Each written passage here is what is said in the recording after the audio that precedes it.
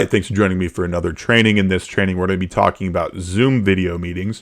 So it's important that you conduct yourself properly when you're getting on a video meeting with the client, doing video calls. These are generally for client meetings where the client may need to be guided on their computer to accomplish goals like sharing assets, using tools available in Zoom like annotating the screen for direction, or actually requesting full control of the screen to guide the client's mouse, where you'll actually control their screen. So this is going to be in situations where the client, needs to share their screen with you, maybe, or you're going to share the screen to show them like marketing proofs. That's another situation. Like if you're showing them creatives and they want to talk about it with you. Usually you can do that with a Loom video, or you can simply send proofs to the client. It's very rare that you should have to get on a Zoom meeting with them unless you're doing a lot of proofs and they're a difficult client to work with, and maybe you're in the third round of proofing and you say, hey, let's get on a Zoom meeting and maybe we can kind of look at this together. But mostly Zoom meetings are going to be for like when we're onboarding clients and you need to kind of guide them. Okay, so Zoom has tools where you can annotate the screen and actually put like an arrow on the screen and show them exactly where to click.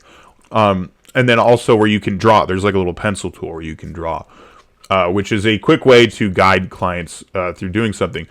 If push comes to shove, you can also actually request remote access to their screen with Zoom, and you can just start using their mouse essentially and clicking for them. I recommend you try annotating things first and kind of talking them through things. And if that totally fails, you can just take control of their screen.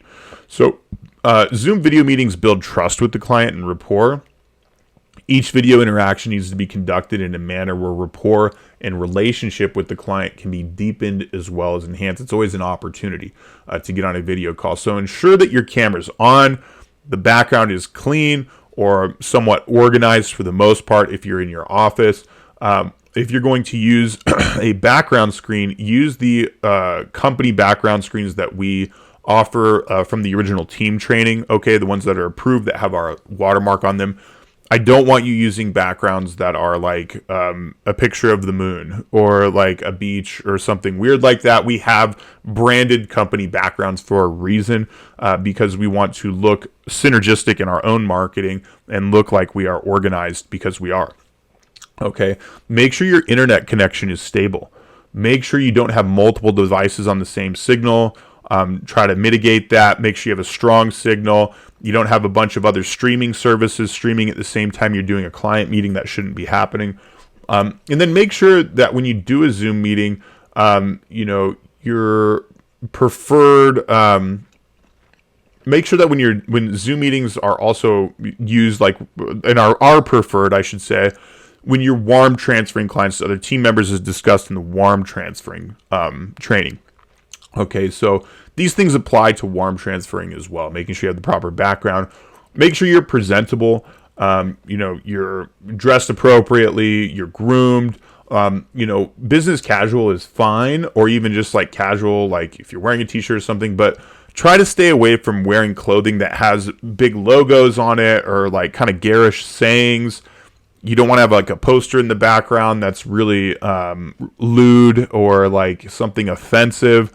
Be aware of these things, that you're going to be with the client. You're going to be deepening the relationship with them and building trust with them. And you do that through a visual experience on Zoom.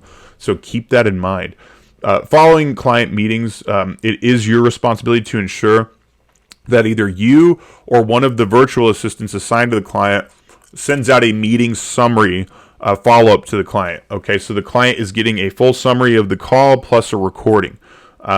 To the client following the meeting. Now, double check the settings in our support Zoom or the Zoom that you're using to conduct the meeting, because you can actually turn on a virtual AI assistant now with Zoom that will automatically send a follow-up to the client right after the meeting is over, which is very convenient. However, we do like to record all of our calls, and sending the client a recording of the call afterwards is usually very beneficial, and they do appreciate it as a point of professionalism if you email it out to them.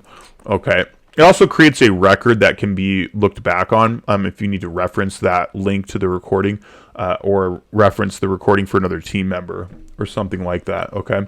So there are two help articles regarding Zoom that I'm referencing in this training for using the annotation tools, and then also for requesting or giving permission or remote control. What I would recommend is that you review these articles and then come back to them if you need to, if you are performing this on a call, or you could even do a call with another CSR and practice this together. You guys could practice annotating each other's screens and taking control of the other person's screen. So you and the other CSR are proficient at this is what I would recommend. If you feel like you're going to be doing onboarding with clients, or you're meeting with operational clients that need help with stuff, you want to make sure you're familiar with using Zoom properly to guide the client and to use the tools that are available. These are actually really basic tools too, as far as annotation and screen control. So that does it for the Zoom training. Thanks.